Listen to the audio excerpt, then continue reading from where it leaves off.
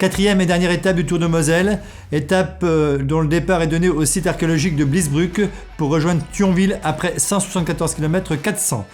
Départ donné sous le soleil à 68 coureurs. Allure très rapide dès le départ, puisque les coureurs ont parcouru 46 km 500 durant la première heure.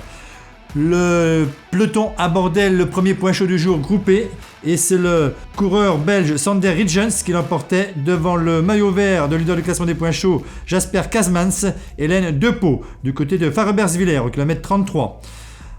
L'échappée du jour se formait du côté de Macherun, quelques kilomètres plus loin. On allait retrouver 7 coureurs en tête.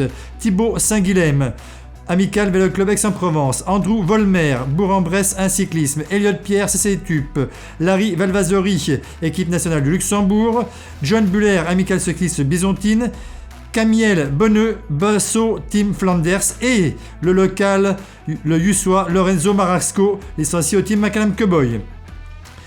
Les 7 hommes allaient longtemps caracoler en tête, ils passaient tous les grands prix de la montagne en tête et c'est Larry Valvasori, le luxembourgeois, qui passait en première position à tous les grands prix de la montagne, c'est-à-dire à Longeville-les-Saint-Avold, Charleville-sous-Bois, Mandrun et Montenac.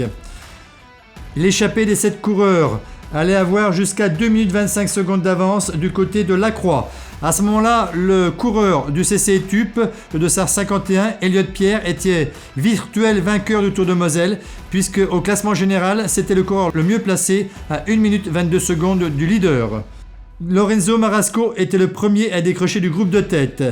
À l'arrière, le peloton contrôlait parfaitement sous l'impulsion des coureurs de Chambéry et d'Urbano Cycling Team.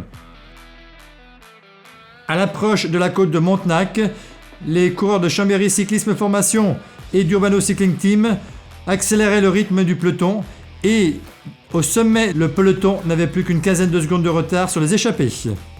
Thibaut Saint-Guilhem, le coureur d'Aix-en-Provence, insistait et partait seul. Il était rejoint quelques kilomètres plus loin par son coéquipier Clément Delcros et le coureur de Bourg-en-Bresse un cyclisme, Émile Brennan. Les 3 hommes allaient tenter de se disputer la victoire d'étape. L'écart allait atteindre 30 secondes à 10 km de l'arrivée, mais c'est à ce moment-là que les coureurs d'Urbano Cycling Team mettaient en route et faisaient progressivement le retard.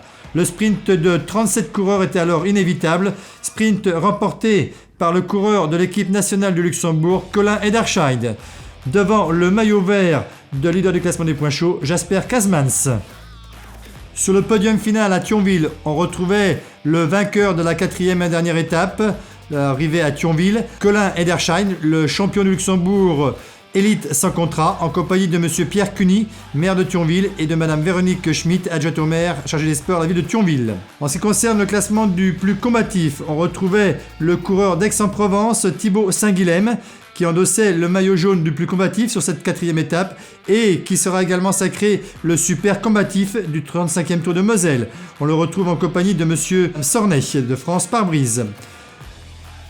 Le meilleur jeune était entouré de M. Claude Brenéis, le représentant de l'Office municipal des sports de Thionville. Le meilleur jeune, Valentin Paré-Peintre, avec le maillot bleu turquoise. Le meilleur coureur du Grand Est, il s'agit de Elliot Pierre, avec le maillot orange du Crédit Mutuel, le partenaire du sport. En ce qui concerne le Grand Prix de la Montagne, Larry Valvasori, donc, qui a réalisé le Grand Chelem sur cette dernière étape, dépossédait Sander Andersen du maillot blanc à pois rouge et donc devenait le meilleur grimpeur de ce 35e Tour de Moselle. Il était entouré de M. David Robinet, vice-président de la commune de Cattenom et environ. Le maillot vert de leader du classement des points chauds, région Grand Est, Alsace, Champagne-Ardenne, Lorraine, restait sur les épaules de Jasper Kazmans. Il est entouré par Mme Véronique Schmitt, conseillère régionale. Le grand vainqueur du 35e Tour de Moselle, Valentin Paré-Peintre, endossait un dernier maillot blanc du conseil départemental de la Moselle, entouré de M. Pierre Cuny, conseiller départemental et maire de Thionville.